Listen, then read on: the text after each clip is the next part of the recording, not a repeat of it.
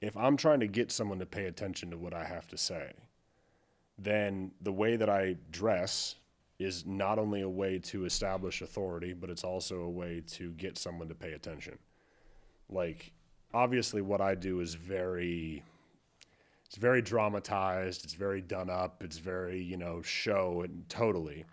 But the concept remains the same, that if I went out there and I was dressed like a schlub, or or I had something on crooked, or it wasn't pressed, or it looked, didn't fit right, it immediately changes the perception of people. There's a reason why people get married in tuxedos. It's the nicest on paper way that someone can dress, depending on the society or culture that you're a part of, obviously. But the reason why you do it is because it looks good. And if you're taking all these photos that are going to last the rest of your life, then you put on a suit, you dress nice. When you go to sometimes a funeral, not a happy occasion, but it's a level of respect that's given. So it's also important that when you present yourself in a certain way, that you also then match the level of presentation that's needed. So if you wear a suit and you're the host, you immediately elevate the perception of whatever you're doing. Like when I started out when I was young and I was doing like smaller promotion shows, I wore a suit to everything. And I got told by promoters, hey man, you're a little overdressed. I don't know what is this, blah, blah, blah. And it's like, well, hold on a minute. If the goal of what you're doing is trying to elevate your show and trying to showcase what you do, then if you think that your product is great and if you think your product is important, then me wearing a suit should only complement everything that you're saying, opposed to, oh, well, you're overdressed. Hold on, I'm overdressed for your show? Okay, all right. I mean, I think even I've experienced that a lot as well. I think every single event I've done in person, and especially when I was working over the past summer with Karate Combat and covering some of those events and doing interviews with guys, I was wearing a tuxedo. Yeah. And it's very noticeable, the difference in presentation between the guy who's like, with the selfie cam and he just has a hoodie on. Yeah. Doesn't messy hair, whatever, versus have clean cut. You have the suit on. Yeah. Just automatically people gravitate towards you. There's a fine balance, because I think the other lever that you have to pull is also a level of authenticity. And so that was, again, I'm trying to relate. You're in a different boat than I am, but we're in similar industries that we're trying to operate in. And so I think it's also a level of, yes, I want to dress nice, but am I dressing nice? Is it coming across as inauthentic? Is it like a gag? Is it, how serious is it? And so, in my profession, and this isn't a comment on other ring announcers, but a lot of ring announcers like to wear some really, really flashy stuff, glitter and sparkles and trim and gold and all. And I wear some things, I like some things, but I don't necessarily go to that extent because it doesn't feel authentic to me. It might feel authentic to them, but I think that's the important thing too, is it's not just dressing for the occasion, but it's also balancing that with your own authenticity, if that makes sense. That makes complete sense. Did we start? And that's why I was just about to say, and that's why we're dressing for the occasion of having Big Mo on the newest episode of Win With Nabs. Can't wait to jump into it. I mean, that was good. That was a cold open. That was a great cold open. That was nice. Camera started rolling. Totally while planned, we were just everybody. Totally planned. We planned that. But seriously, Big Mo is one of the most electric ring announcers in boxing and bare-knuckle, bringing NFL-sized presence, business brain precision, and straight-up showmanship to the world's biggest stages. Please welcome him to the show. What a great way to open. Thank you, Nabs. So let's talk your background. Okay. You played college. I mean, first of all, Big Mo. Yes. A really big guy. I think 6'6", right? 6'7". Don't cheat me that inch. Okay, I'm going to give you that inch. You played offensive line in college. I did. What was that experience like, and what was it like for you to transition from being on the offensive line and studying business to now being a massive ring announcer? That was a long time ago in a galaxy far, far away. Come on, man. You're not that different. Much older, I know, man. but it feels like a different timeline. I know I'm not that old, but it feels like a totally different timeline because I've gotten to do a lot since then. But sports were always a huge part of my life. I grew up an athlete. I was pretty much the only athlete in my family. I just was super into sports always. Had a lot of different interests, loved school. I was a nerd in some respects, and I had a ton of different interests. I was in the band growing up. Like I always was. What instrument? Played the saxophone. Very nice. Yeah. So I always had a lot of interests, but an interest of mine was sport, and I was a big person, so naturally those two paired pretty well. And I was fortunate enough to play football in college, played at the Division I level at the University of Northern Colorado for 5 years, played offensive line. Used to be way bigger, which is where Big Mo initially came from. Is I used to be. Was it a jeer or was it a friendly Big Mo? No, it was a friendly Big Mo. It was a friendly Big Mo. I got that nickname in high school. It was never an insulting thing, but I was a big person. I still am a big person. I'm just a different type of. Before I was big and tall, and now I'm more just tall, but still pretty big. So I try to balance it. So let's talk timeline, right? So you graduated from college. I believe you told me you got an MBA earlier. Yep. And at what point did the shift come when you realized you wanted to just go into the boxing world and really enter your name? It was never combat sports. It was never like some, decision. Really what it was is I love sports. I love school. I was super into all that. Worked in tech out of college, and that was great. Still do it a little bit here to this day. But I loved entertainment growing up, and I loved the concept of sitting down and watching something and engaging with something. I always just loved it. Whether it was movies, whether it was TV shows, whether it was game shows, whether it was watching somebody speak. Like to me, it was always the concept of watching something always enamored me, and so I wanted to get into entertainment, but. I didn't want to go that traditional route of pursuing entertainment that a lot of people have to go, which is, kind of just go gung-ho into entertainment, move to LA and praying, for a casting call type of thing. I didn't want to go that route because I did have other things that I could leverage in the meantime, which was a good education, employment within the tech industry, things like that. Like I had all the things going for me. So I wanted to find something that I could do that could possibly get me in that lane of entertainment.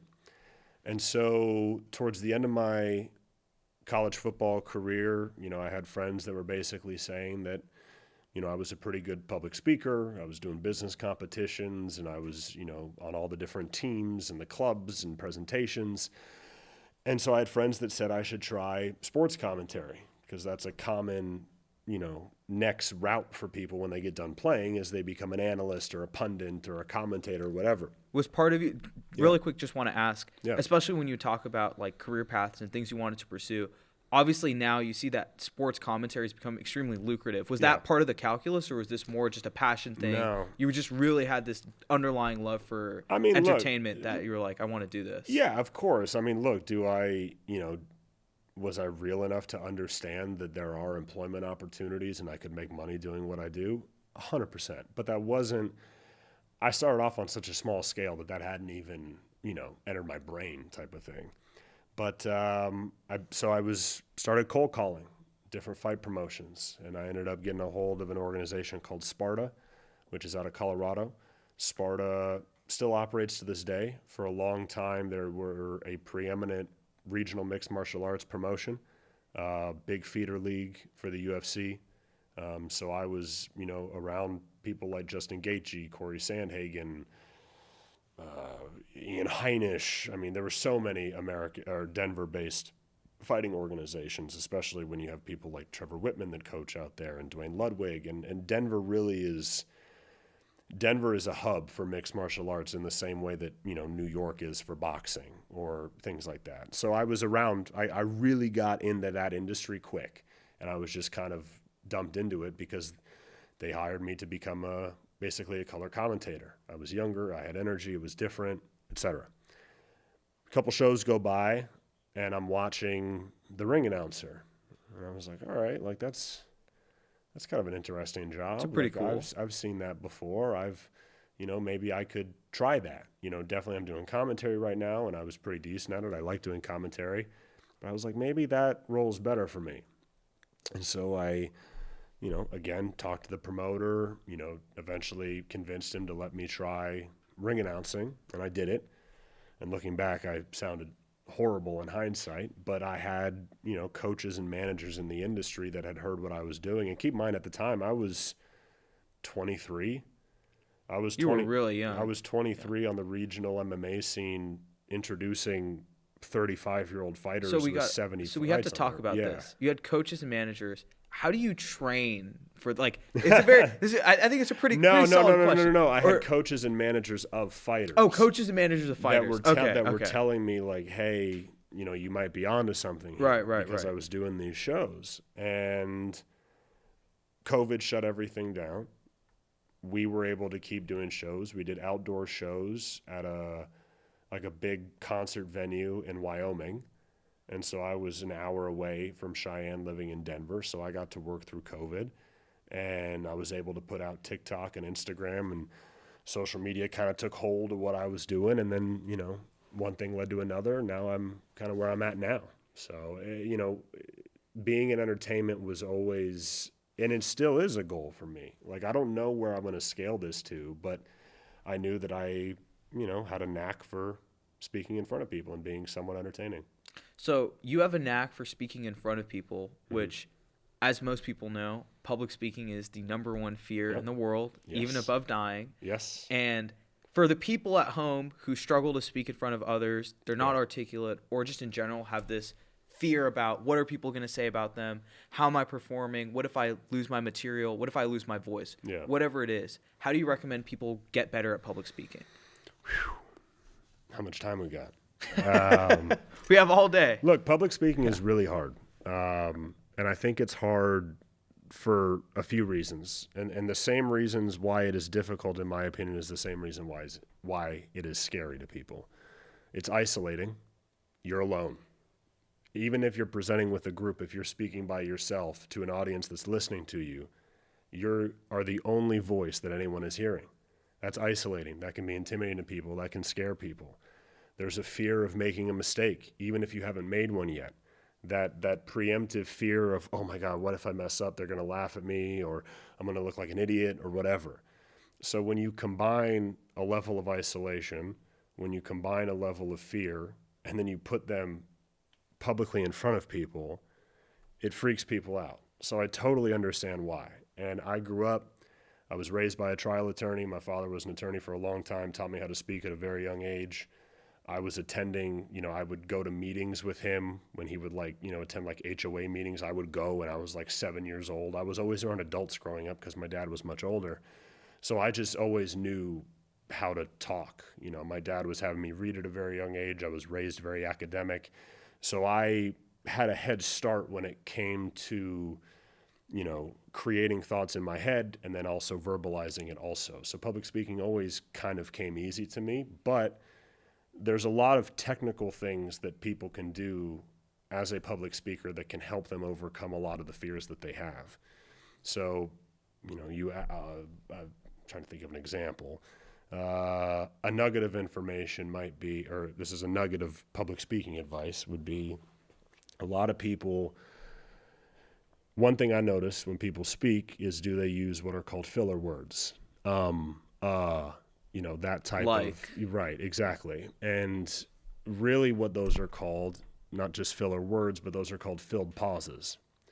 And the reason why when you speak and you pause, a lot of people that aren't proficient speakers think that immediately they have to fill that pause with something.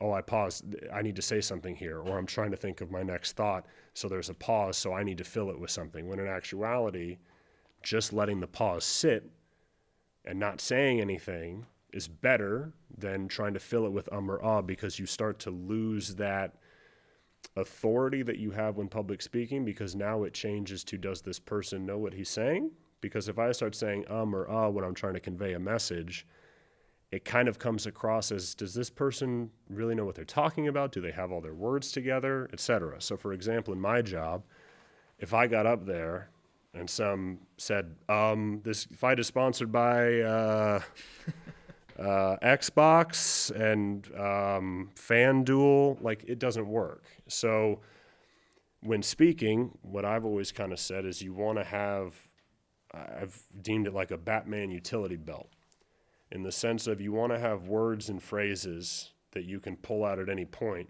when you naturally have the need to fill a pause. The technical thing that you want to do is you want to let a pause sit. But if you need to fill it with something, you can have words that are at your ready that aren't or ah. So they might be words, they might be statements that might be relating to what you've already said in the presentation that you can just repeat again rather than search for the next thing that you want to say. For you, when you're on those really big stages, because you've done some massive events with millions and millions and millions of people across the globe, like, do you ever have a moment where you get scared or you get nervous? Because I think even for like really, really experienced public speakers or profound public speakers who know what they're doing, sometimes you do have a moment where you're worried. You know, you might mess up and stakes are high. Do you ever have some of those fears or reservations? Not anymore.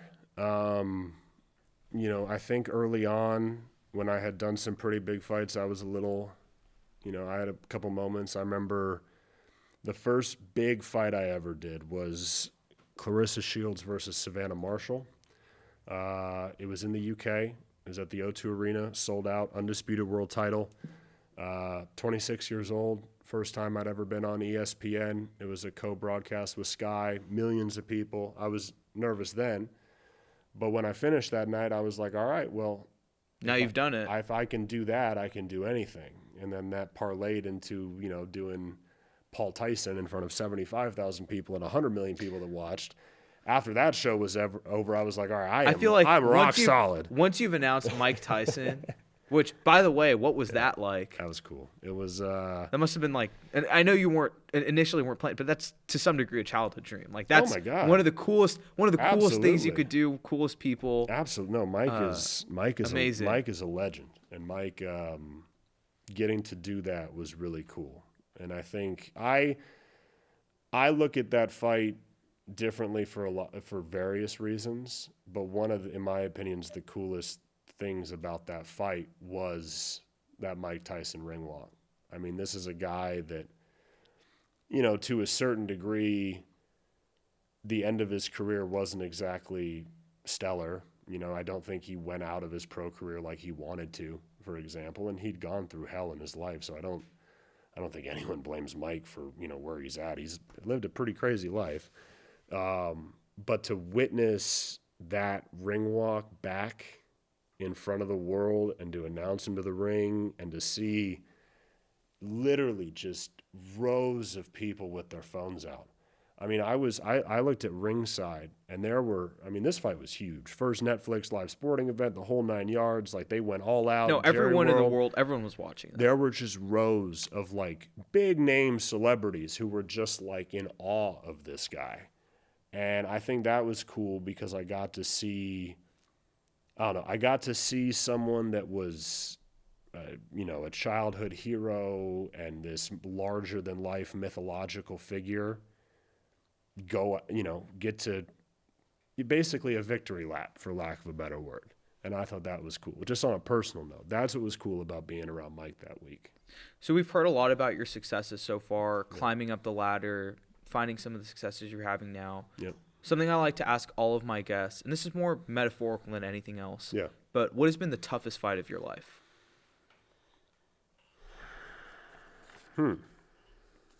That's a good question. Obviously not necessarily an actual fight. No. I mean, it's challenge, hurdle. I've dealt with some personal stuff in my life that, has been pretty challenging. My father has some health things that I kind of take a lot of the brunt of. Obviously, besides him, he takes the most brunt of it. So that's a tough fight. I think I have internal fights with myself because I think I have set very high goals and aspirations for myself and things that I want to achieve. And I think at times I get so lost in chasing a goal or chasing something that I have trouble embracing what I'm experiencing now. I have trouble sometimes, taking it all in and, breathing in the fresh air. So, that's more of an internal fight, which I think a lot of people with whatever they pursue kind of have those kinds of moments. And I think it's completely natural. No. And I would tell you that you're probably going to experience it on your own. 100%. And I think when you go through moments like that, for you, what helps pick you back up? How do you get back from that dark zone and get back into the light? Look, I think stay focused. Yeah, I think regardless of regardless of your struggle, whether it's internal, whether it's external, whether it's family, whether it's your career, whatever, I think the word that I like to have is grounded. I think that, when I say I want to be grounded or I want to stay grounded, that can mean a lot of different things.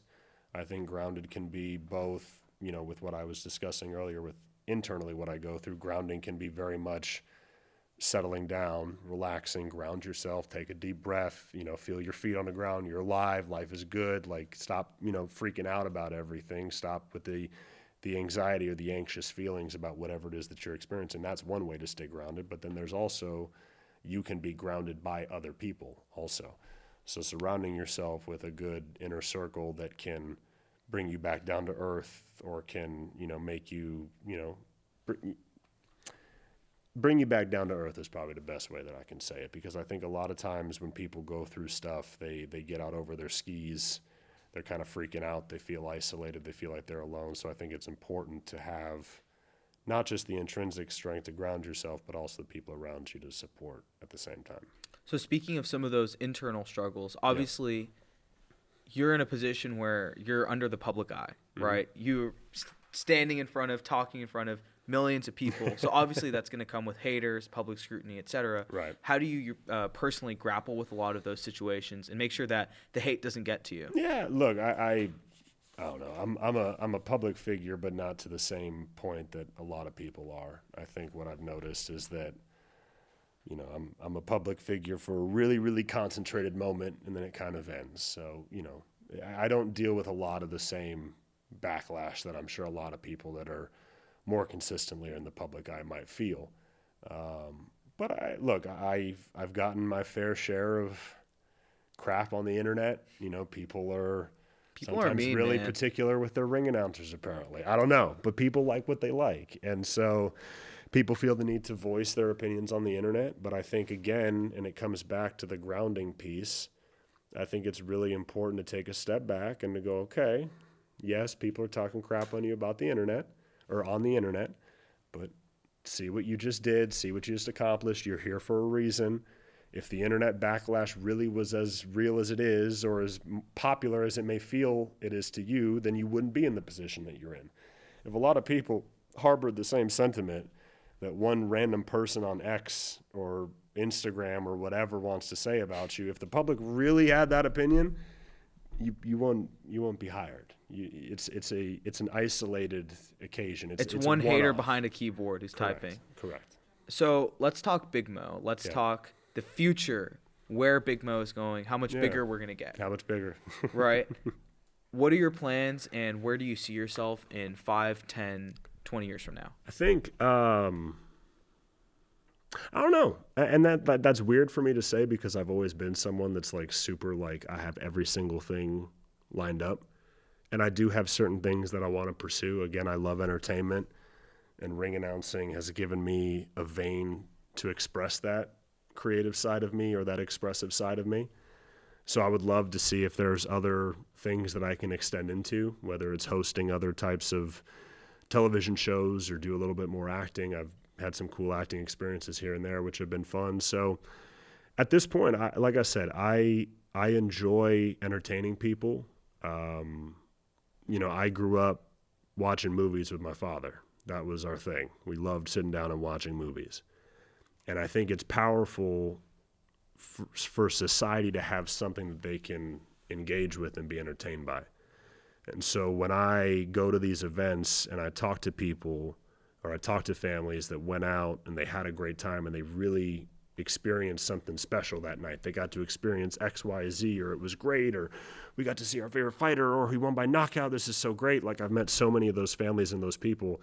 That gives me a sense of euphoria because it's like I got to help just be a part play of a that role. moment. Yeah, just be a part of whatever positive feeling they have from that night. I got to be 5% of it. Could you isolate like a favorite moment throughout your career? A fighter, an interaction you had with them and their family, post-fight, anything? I mean, the Mike Tyson intro. I think that's definitely up there. Because the Mike Tyson intro was cool for a few reasons. So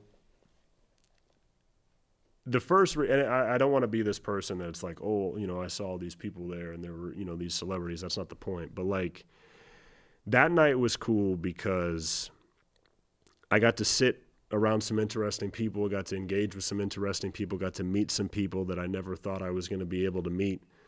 I introduced myself as I'm the ring announcer. You know, this is my first big show I ever did in America, oddly enough, was Paul versus Tyson. Most of the big shows I did were in the UK. So now I'm, you know, getting in front of an audience that really didn't know who I am. And I'm kind of this new person to this really big global fight that usually would have been done by one or two other people. And then I got to go up and give an introduction that most people, I think, liked. Can only dream of. And then I got to, give. you know, go engage with the result of that. So what was cool is, remember I show up for the night and I didn't know anyone there. Because again, I didn't even know a lot of the American boxing infrastructure. So much of what I had done was in the UK. This was the first show I had ever done with MVP. It was the first show ever done on Netflix. So everybody was new. Besides me knowing a couple judges or a couple refs, I didn't know a soul. And then I see Shaquille O'Neal. And I had met Shaq at another fight, a couple fights actually. So we had just become, you know, acquaintances.